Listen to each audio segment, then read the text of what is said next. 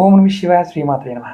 మిత్రులకి శ్రేభిలాషులకి అలాగే నన్ను ఇంతగా ఆదరిస్తున్న యూట్యూబ్ ప్రేక్షకులందరికీ కూడా పేరు పేరు ధన్యవాదాలు. మిత్రులరా, మీ అందరికీ పరాదేవత ఎల్లవెల్లా మీతో ఉండి మీ మనోవాంఛ నెరవేర్చాలని మనస్ఫూర్తిగా కోరుకుంటున్నాను.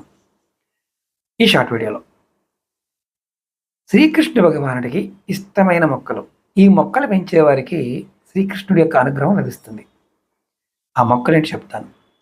తులసి, కదంబం, మందార చెట్టు, కోవిదార, ఉత్పల, పారిజాత వృక్షాలు, దేవకాంచన, విష్ణుకాంచన, మల్లి చెట్టు, విరజాజులు, మరవము, దవనము, ఇటువంటి వాటిని సమర్పించడంతో పాటు వీటిని నాటడం, పెంచడం, పోషించడం ద్వారా శ్రీకృష్ణుడి యొక్క ప్రసన్నత లభిస్తుందని శాస్త్రం చెబుతుంది.